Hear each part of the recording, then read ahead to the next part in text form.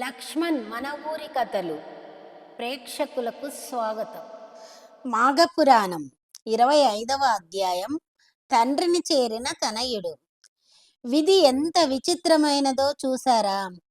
పాపం ఆ బాలుని జాతకం ఏమిటో గాని కన్న తల్లి క్రూర మృగం బారిన పడి కన్ను మూసింది. ఇప్పుడు పెంపుడు తల్లి అడవిలో పడివేసిపోయింది.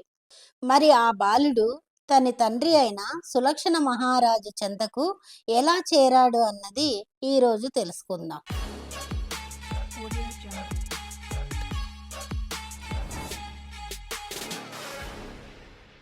దీనుల కాపాడుటకు దేవుడే దిక్కన్నట్లు ఆ శ్రీహరియే ఆ బాలుణ్ణి సంరక్షించాలి.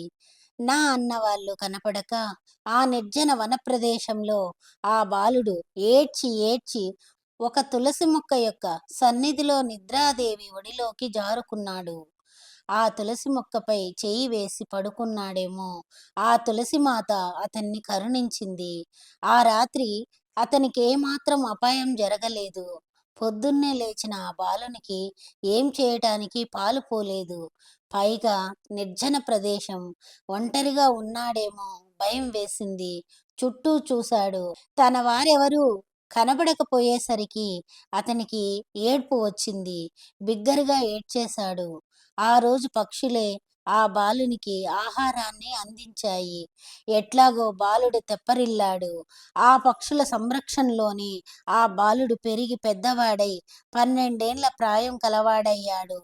తులసీ పూజ, భగవన్నామ స్మరణ చేయడం నేర్చుకున్నాడు.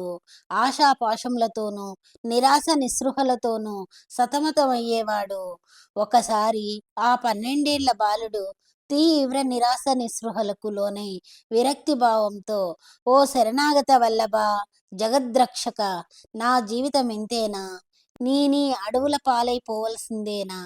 అరణ్యమే నాకింక శరణమా? నన్నెందుకు పుట్టించావు తండ్రి? నేనిక నా వారిని కలవలేనా? నా జీవితం ఇంతేనా అంటూ పరిపరి విధాల రోధించాడు. ఇంతలో ఆకాశవాణి, ఓ కుమారా, బాధపడకుము. దగ్గరలో ఒక సరస్సు గలదు.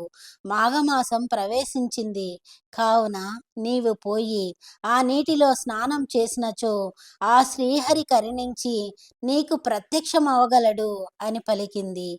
ఆకాశవాణి పలుకులు విన్న బాలుడు వెంటనే సరస్సు వద్దకు పోయి మాఘస్నానం చేశాడు. ఆ శ్రీమన్నారాయణ్ణి మనసారా ధ్యానించాడు. ఆ రాకుమారుని అకలంకల భక్తి శ్రద్ధలకు, నిర్మల ధ్యానమునకు శ్రీ మహావిష్ణువు సంతసించి లక్ష్మీదేవితో సహా ప్రత్యక్షమయ్యాడు. కుమారా, నిష్కలమైన నీ నిరుపమాన భక్తి మెచ్చి తిని నీకేం వరం కావాలో కోరుకొనుము, ప్రసాదించదును అన్నాడు.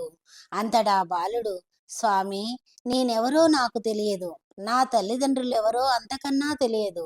ఊహ తెలిసినప్పటి నుండి కష్టంలే అనుభవించుచున్నాను. నాకు సుఖమన్నదే తెలియదు.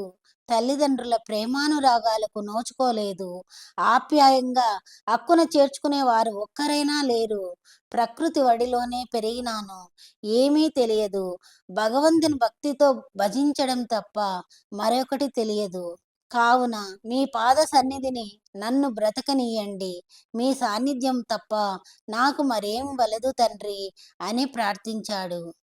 అపార కరుణా సముద్రుడు, దయాంతరంగుడైన ఆ శ్రీమన్నారాయణుడు బాలుని పలుకులకు పరవశించి, ఓయి రాజకుమార, రాచబిడ్డకు నిరాశ పనికిరాదు. నీకింకను భూలోకంలో ధర్మయుక్తముగా పరిపాలన చేయవలసి ఉన్నది. నీ తండ్రి రాజ్యంలేలే ధర్మప్రభువైన సులక్షణుడు. అతడు వృద్ధుడైనాడు. నీవు నీ తల్లి ఎక్కడికి పోయినారో తెలియక తల్లడిల్లిపోతున్నారు. పుట్టిన బిడ్డ ఏమయ్యాడోనని పుట్టెడి దుఃఖంతో ఉన్నాడు.